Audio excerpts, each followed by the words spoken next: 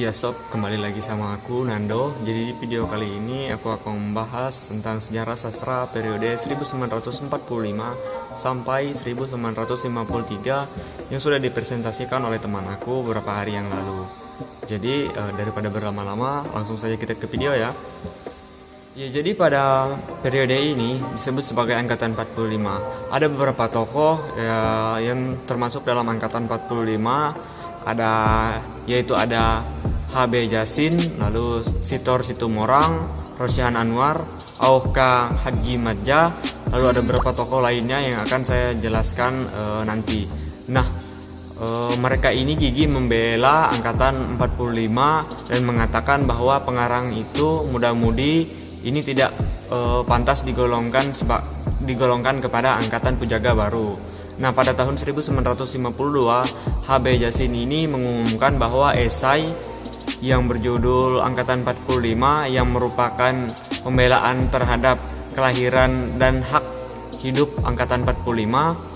Lalu esai ini kemudian diterbitkan dalam kumpulan karangan Jasin yang berjudul Kesusastraan Indonesia Modern, Kritik dan Esai tahun 1945. Ya, jadi ada 12 tokoh pada angkatan 45 ini. Yang pertama itu ada Chairil Anwar. Chairil Anwar ini dilahirkan di Medan tanggal 22 Juli 1922. Nah, dia ini pendidikannya hanya menempuh mulo atau sekarang disebut SMP. Itu pun dia tidak tamat atau tidak lulus. Nah, kemudian ia pindah ke Jakarta, tetapi dia ini banyak sekali membaca dan belajar sendiri sehingga tulisan-tulisannya menjadi matang dan padat berisi. Lalu ada Asrul Sani dan Rip Alvin.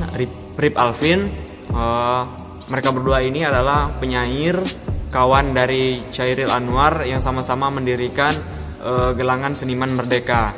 Nah, ketiga penyair ini yaitu Chairil, Asrul dan Ripai biasanya dianggap sebagai trio pembaharu puisi Indonesia atau pelopor angkatan 45. Lalu yang ketiga ada Idrus. Idrus yang lahir pada tanggal 21 September 2021 ini biasanya dianggap sebagai salah satu tokoh pelopor angkatan 45, namun beliau menolak penamaan itu. Lalu ada Akdita K. Miharja. Nah, meskipun pada zaman revolusi ia sudah menerbitkan dan memimpin majalah dari Garut yang bernama Gelombang Zaman, namun nama Akdita ini tidak pernah disebut-sebut di dalam dunia sastra sampai ia muncul dengan romannya yang berjudul Ateis pada tahun 1968. Lalu ada Pramudia Anantatur. Pramudia Anantatur ini adalah pengarang yang sudah mulai mengarang sejak zaman Jepang dan pada masa awal revolusi, tetapi baru menarik perhatian dunia sastra Indonesia pada tahun 1949 ketika cerpennya yang berjudul Blora yang dituliskan dalam penjara lalu diumumkan, dan romannya yang berjudul Pemburuan tahun 1950 mendapat hadiah sayembara mengarang yang diselenggarakan oleh Balai Pustaka. Lalu ada Mukhtar Lubis. Mukhtar Lubis ini terkenal sebagai wartawan surat kabar yang dipimpinnya Indonesia Raya. Namun dilarang, tapi terbit tahun 1958. Ia sendiri sejak akhir tahun 1956 dia ditahan dengan tuduhan yang bukan-bukan. Lalu ada Utuy Tatangsotani. Beliau ini terkenal sebagai pengarang drama. Dalam drama-dramanya tersebut, Utuy ini sangat mengedepankan individu dan menidakkan norma-norma masyarakat, agama, moral yang ada. Lalu Sitor Situmorang, kumpulan sajaknya yang pertama yang berjudul Surat Kertas Hijau dan Orang Asing. Dalam kumpulan ini Sitor kebanyakan mempergunakan soneta dalam mengisahkan pengalaman dan petualangan selama di Eropa. Lalu kemudian disusul oleh kumpulan sajaknya yang kedua yang berjudul Dalam Sajak tahun 1955, dan yang ketiga itu berjudul Wajah Tak Bernama tahun 1956. Lalu ada Aoka Hadimarja. Nah, pada masa Jepang ia turun ke Jakarta dan bekerja sebagai penerjemah Sunda di kantor Pusat Kebudayaan.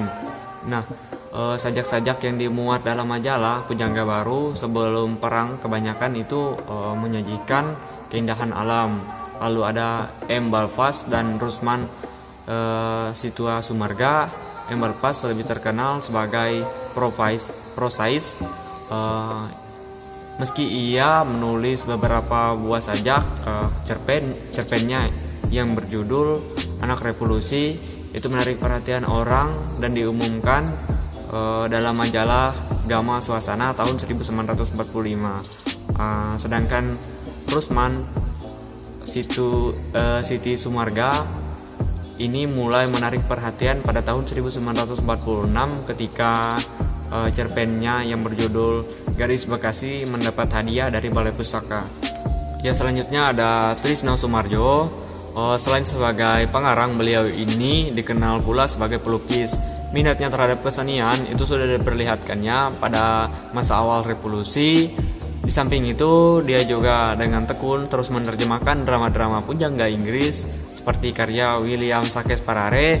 Sebagai pengarang, ia juga sebagai pengarang sajak pemula, ia juga menulis sajak, cerpen, sandiwara, esai, kritik, dan lain-lain. Lalu yang terakhir ada M.H. Rustandi Kartakusuma. Pada angkatan 45, tulisan-tulisannya agak berbeda dengan buat tangan para pedagang angkatan 45, baik itu isi maupun bentuknya. Ia sendiri tidak menganggap dirinya sebagai tergolong kepada angkatan 45, tetapi namun ia mulai muncul itu dan mengumumkan tulisannya pada akhir tahun 40 berupa sajak, drama, cerpen, dan esai. Pengarang wanita ini tidak banyak jumlahnya. Ada beberapa yang dikenal seperti Ida Nasution, Walujati atau Supangkat, ada ST Nuraini atau Sani, dan ada Suwarsi Dejojo Puspito. Nah, ada beberapa pengarang lain, diantaranya itu ada P. Senggojo. Nah, P. Senggojo ini ketika menulis esai, dia itu menggunakan nama Supriman. P. Senggojo ini memang dikenal sebagai pengarang yang gemar menggunakan nama-nama samaran. Nah, hasil karya P. Senggojo ini kebanyakan diterbitkan dalam majalah, antara lain Padja Raja, Zenit, Gelangga, Gajah Mada Indonesia, Pujangga Baru, dan Harian Mimbar Indonesia. Lalu ada Muhammad Ali. Muhammad Ali ini mempunyai nama lengkap Muhammad Ali Marikar. Nah, dia ini dikenal sebagai pengarang cerita pendek, novel, dan naskah drama. Ia juga menulis sajak, esai, dan terjemahan. Ya, lalu ada Dodong Diwarpaja. Dodong Diwarpaja ini menulis puisi sejak tahun 1948. Puisi yang ditulisnya tahun 1948 sampai 1972 itu dipublikasikan dalam berbagai majalah Indonesia, antara lain dalam Mimbar Indonesia, Gama Suasana, Gelangga, Siasat, dan Budaya Jaya. Sedangkan puisinya yang mutakhir tahun 1973 sampai 1994 itu dimuat dalam majalah Budaya Japa. Dan yang terakhir ada Harjadi S. Hartowarjodo. Beliau ini merupakan sastrawan Indonesia yang terkenal karena novelnya yang berjudul Orang Buangan. Nah, nama lengkap beliau ini yaitu Harjadi Sulaiman Hartowarjodo. Beliau lahir tanggal 18 Maret tahun 1930 di Desa Nangruk Kidul, Prambanan, Klaten, Jawa Tengah dengan nama Harjadi Sulaiman. Oke sob, terima kasih udah nonton. Itu aja yang dapat aku sampaikan kepada kalian. Terima kasih dan sampai jumpa di video aku selanjutnya.